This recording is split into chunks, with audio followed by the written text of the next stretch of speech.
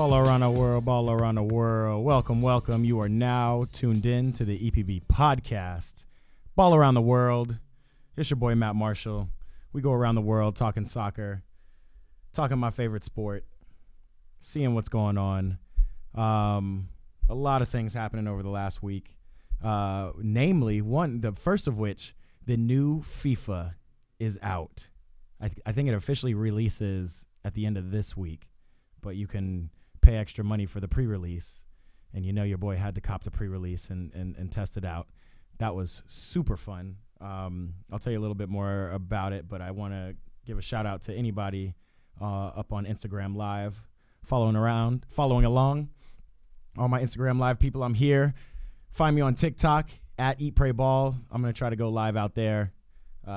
They do fun live stuff on there, and I wanna get my followers up, get to 1,000. Trying to get to just 1,000 followers on TikTok. I'm at like 700, 750, something like that right now. So make sure you lock it in. The boy Jason is watching. What's good, my dog?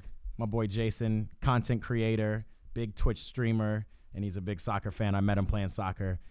He's gonna start doing some content with me and by himself, and I'm gonna do stuff with him so we can keep doing cool soccer shit. Anyway, quick thing on FIFA. I still got to test it out. I had a little session with the boys this weekend just to test it out. I only played with Chelsea. I played with Real Madrid and Man City. So just the usual top suspects. I need to play with like LAFC and see what that looks like. I didn't even touch Inter Miami FC. I'm curious how many people are going to play with that team now, based on obviously Messi just being there. And another one was Al Hilal and Al Nasser. Like haven't gone there yet, but really curious to see. I'm not curious. Like I won't ever play with those teams. I'll probably, I typically play with PSG. I also play with PSG this weekend. I typically play with PSG and I play with Chelsea on FIFA. Those are my top teams. But I love Neymar. Like Neymar is like my favorite FIFA player of all time, and probably my top 5 just soccer players of all time. We can get into that a little bit more, but yeah. I got David tapping in, talking about when's the tourney. Working on a venue, David. Working on a venue. Going to try to have a FIFA tourney at some point, but I don't know. I need somebody. If anybody knows of any venues in the general Metro LA area that we can go with a lot of TVs, we can bring some Xboxes and PS5s there, then we'll get it popping. But yeah, that's what we're looking like for FIFA. It's a new year. The game is smooth. I'm hearing a lot about these EA games this year. Madden, I hear, and 2K is it's just so cerebral. It feels like you're actually on the court, feels like you're actually on the gridiron. And FIFA, I can attest, like the way the ball is moving, the kind of movements the players make, like they just keep getting better every year. So EA, whatever you want to call it, I'm going to call it FIFA for the rest of my life probably, but EA FC 24, it's a good game. I got a video coming out. We did a little challenges this weekend. Loser jumped in the pool. I'll let you guys guess who ended up doing it. But yeah, I got a little social media clip coming out soon for that. So that's that. FIFA's lit.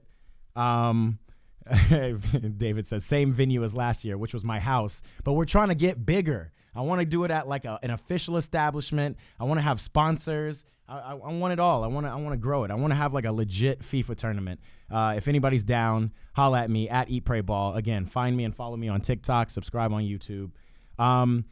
I want to get into probably the best games I saw over the weekend. The best game I saw in Champions League.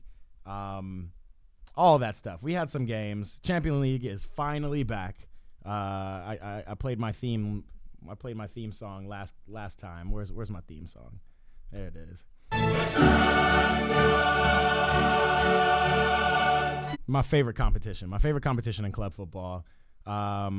It was especially day one, I guess Tuesday. That was like a really fun game. Couple of games. We had what? I'm trying to think of like the top ones. Day one was what? Real Madrid beat Berlin. That was nothing. Man City, that was nothing. I guess PSG Dortmund was, my favorite game of that. I thought Milan Newcastle would be a lot more interesting than it ended up being. I thought that was going to be the game of the week. It was interesting. It was like a chess match, but I mean, quite frankly, Milan really should have blown Newcastle away. So Newcastle escaped really by the skin of their teeth. Milan look interesting. I'm gonna end this show talking about Rafa Leão a little bit because there's some interesting stuff going around the interwebs about him, and I just want to push my thoughts out and honestly maybe get y'all's thoughts on a couple things. But yeah, we had Milan, Newcastle. We had I'm trying to think of the more interesting games. We had Atletico Lazio. That was an interesting game. Ended up in a tie. Barcelona looked good. They waxed Antwerp, which that's not much to sneeze at, but definitely still a good showing. Joao looks good on that team, bro. And again, as a Chelsea fan, thinking how Joao fit into our team, he looked good for Chelsea. And there's a difference between being a bunch of good players on a team and then being a good player in a good team or in a system, I should say. And Joao fits right into that Barca system. They have a striker, a true number 9 in Lewandowski. And I was talking to friends over the weekend. Lewandowski is the best striker in the world. Are we all clear on that?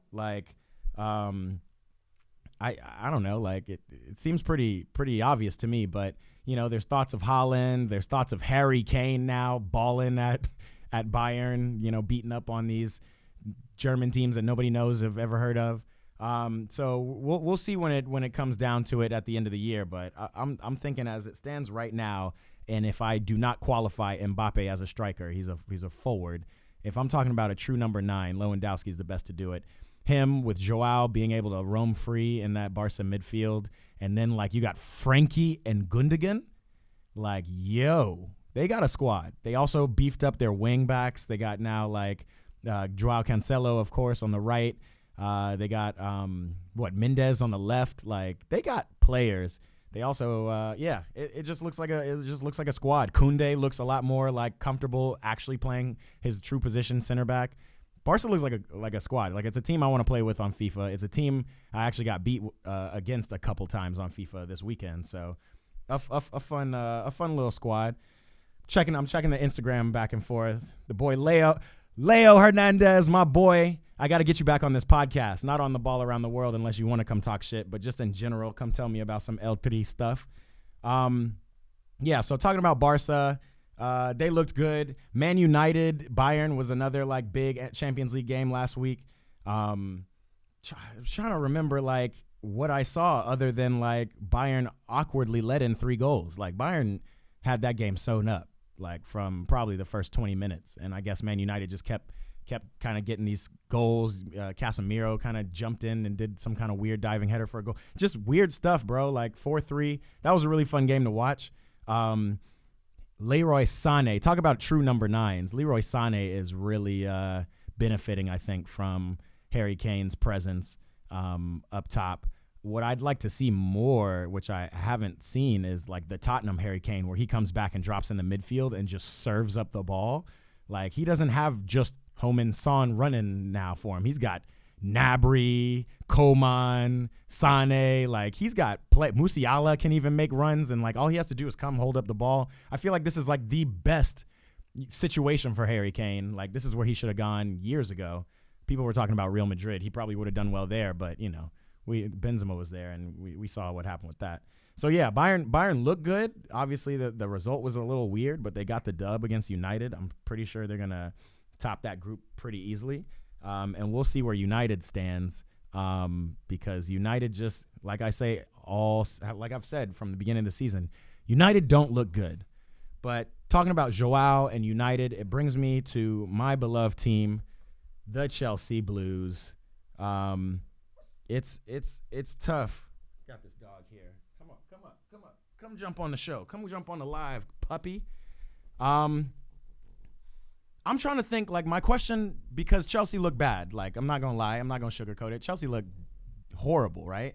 I'm trying to think to myself, what is worse, United's situation or Chelsea's situation, right? Chelsea, ain't scored a goal, ain't scored but one goal damn near all season. Can't get a win, ain't won a game but one game against Luton, a team that just got promoted. A bunch of young boys, a resilient coach in Pochettino, but I said like a week ago or a couple weeks ago, Pochettino's strategy, the Poch ball don't look good.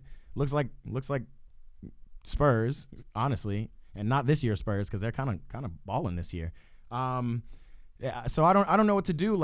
So I guess the question is like, what situation would I rather be in, United versus Chelsea? And I was always saying in my head, like, I would still rather be at Chelsea. Like, Chelsea's in a full rebuild.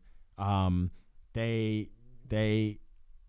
got a bunch of young players, like a bunch. And yes, we spent a lot of money on them, but Man United spent a boatload of money on all of their players too. I mean, you got to think about it. Pound for pound between Bruno Fernandes, even Christian Eriksen, but Marcus Rashford, Casemiro, Martinez in the back, Varane in the back, like all these they have all these players. They have a fully formed team. Literally, like their team is fully formed. Yes, they've had injuries and they always have injuries. Wan-Bissaka can't stay healthy. Luke Shaw's out now. But they have double backups in all positions.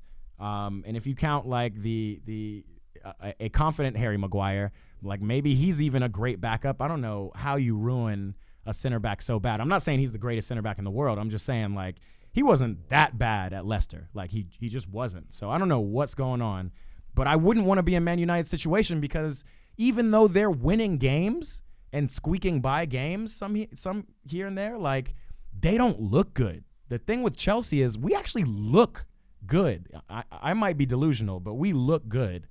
The issue is we can't score. And so I know that's a chemistry thing for sure, and it's a new team. It also looks like we don't really have – it's like we got rid of all the players that, like, created the backbone of Chelsea, right? Like, typically you don't do that even in a rebuild. You keep a lot of the players that kind of keep the essence of Chelsea. Now we've lost Cesar Azpilicueta. You know, he's captain and long time blue. We've lost his presence in the locker room. Like the real only like legendary and veteran presence we really have is Thiago Silva. You know what I mean? Kepa's, he's gone. He's off to Madrid. It's like Reece James is now our new captain, but he's hurt and he's a young boy. The whole team is full of young boys. Obviously, veteran Raheem Sterling, and he's just trying to find his footing because, you know, he's trying to prove that he's still rah-rah. And he is. I mean, he really is. I saw a report that, and I said this last week, that Pochettino is kind of waiting on Christian Nkunku to come back into the team. He really linked up with Nick Jackson in preseason, blah, blah, blah. Like, I think that's cool, and I can't wait because playing with Nkunku on FIFA, like, he does seem to be the missing piece in Chelsea. But, you know, like, we gotta have players that step up. I don't know what we're doing. I like Malo Gusto on the right. Obviously, that's not going to be he's not going to be starting there, so I don't know. I mean, he's a great backup for Reece, and Reece has been injured, but that's Reece, right? So I'm just trying to find the like pillars in the team. Obviously, Enzo Fernandez is a pillar, the most expensive pillar I've ever seen, but he's clearly the best player on this team right now.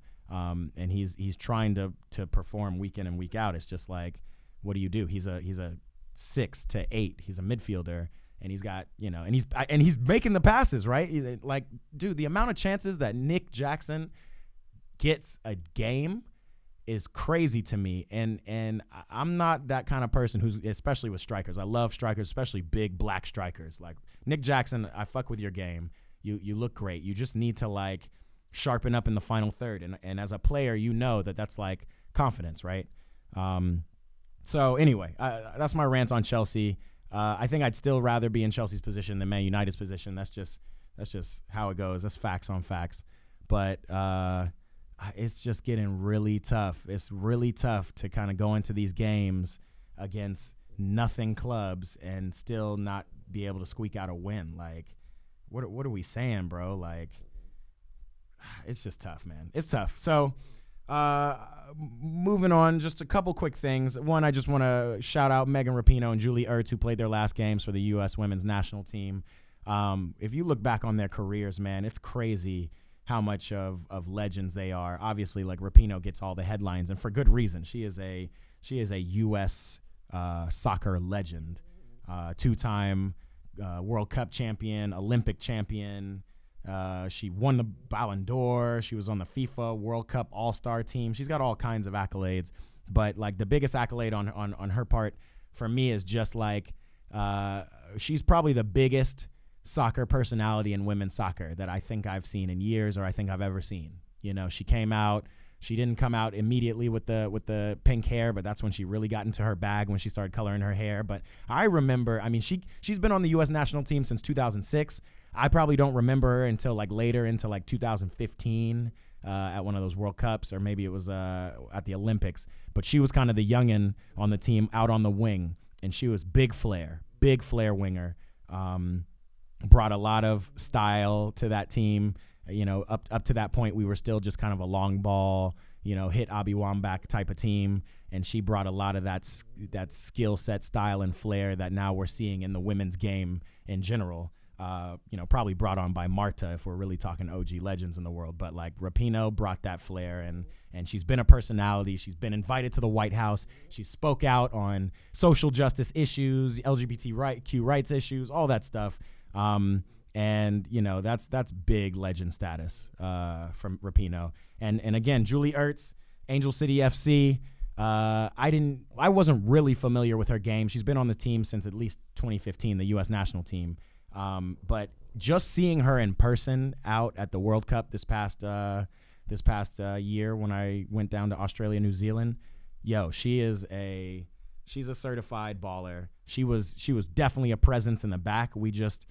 I mean, and this is such a weird comparison, but in the way I talk about Chelsea is the way the United States looked in the World Cup. Maybe it's a little bit a watered down version with Chelsea, but like the U.S., a team full of amazing players that just didn't seem to have a system to utilize the best strengths of all those players. And I mean, Julia Ertz, she's a center defensive midfielder, right? We put her at center back, and she played her role. Two legends. I salute you guys. U.S. women's soccer legends. And again, like, I've always been a fan of the game, especially the women's game and the international level. But now, after being at the World Cup and seeing, again, all the other countries and the competition at that level, like, it just makes me respect y'all's game more. So kudos to y'all. I'm going to get out of here in just a second, but I did want to touch on this Rafa Leão situation. It's not a situation, bro. It's just like it's just something I've noticed. I think every time I see something on Leão that's negative, I see him in media, I see people on social media, they're calling him lazy. It's just like a disinterested, lazy style of play, and it's rubbing me the wrong way. One, because the man is just a baller. Two, because I'm seeing Milan fans call him lazy, and that lazy motherfucker scored the most goals and got the most assists for y'all last year, and y'all finished top 4 and had a great Champions League run. I don't know why it's rubbing me so wrong, but just to hear people call out players who maybe he doesn't hustle. Like, I'm not gonna lie. Like, I test. It's not even that he doesn't hustle. That it's like when he's not on the ball, you'll see him do a little more walking and looking around. But you know what? Like, when Messi is off the ball, you see him do the same thing times 10. And he's been doing that his whole career. Like, I've been seeing that since 2010 Barca. You almost see Messi disappear in all the passy pass whirlwind that Xavi and Iniesta used to put on. And then out of nowhere, Messi would bust out with the ball, beat 5 players, pass to Jordi Alba, and get it back for a tap-in. Like, that's Messi's game. Leão is similar. You know, Leão does put in a little, he puts in more of a shift than Messi, and right, I guess Messi's the GOAT, so I'm not necessarily trying to make a comparison. I'm just trying to say, like, you got to let the great players be great, man. This man is up and down the wing, scoring more goals than the striker, and Giroud, he is a decorated striker on that team, serving up assists for everybody. He's the most dangerous in attack. Yeah, like, the Brett deserves to walk back if he loses the ball or if the ball turns over after he's done his work in the final third. Like, why? And it's just something I see a lot out of, it's just the language, you know, call me sensitive, but it's that type of language around black players is just tough. Cause there's so many players who walk around the pitch almost aimlessly. I don't hear a lot of them being called lazy and whatnot. I got David over here in the chat. He's telling me Leao's going to end up at Real, which would be dope, but y'all got enough players, bro. Like, calm down. Like, honestly, I'm starting to think that you shouldn't even get Mbappe. I'm starting to think that Mbappe might be better served staying in Paris, that they're building a team right now. They just drubbed Marseille 4-0 this weekend. They did their thing in the Champions League. Like, I'm telling you right now, Paris has a chance to do things. And if they make noise in the Champions League, even if they get to the final and don't win, if you're Mbappe, like, do you really want to go to Madrid? Madrid need a striker, but Mbappe's not an out-and-out striker. He plays the same position as Vinicius. And although I would love to see Vinny, Rodrigo, Mbappe, Jude Bellingham, Camavinga, Tchouaméni, the brothers, Militao, Alaba, Rudiger, you know, Mendy in the back. Like, bro, a Real Madrid team full of brothers just going ham, that would be dope. But they're also building a French contingency with Dembele and Kolo Muani up top. So Madrid, y'all are cool, man. You don't need these players. David saying Messi is the GOAT. Messi's not the GOAT. CR7's the GOAT. Man, I could argue with you in the chat all I want, bro. But hey, tune in next week. We'll get it back going. Anyway, those are my thoughts for today. That's Ball Around the World. Hey, if you like this content, let me know in the comments. Send me stuff. Make sure you follow me on TikTok at Eat Pray Ball, Instagram, obviously, youtube.com/@EatPrayBall. I'm just trying to push out content. I'm trying to tell soccer stories. I'm trying to meet soccer people on the EPB, the general podcast where I do interviews and talk to professionals in the space. I'm really out here just chasing my passion. I love this game. I'm utilizing my skills as a filmmaker. I'm out here trying to become the Anthony Bourdain of soccer, man. So, follow along. Tell your friends. If you like talking shit, talking a little soccer, hey, I'm right here, bro. Eat, pray, ball. I'm going to holler at y'all soon. It's the EPB podcast. Ball Around the World. Let's play my theme music. I'll holler at y'all later.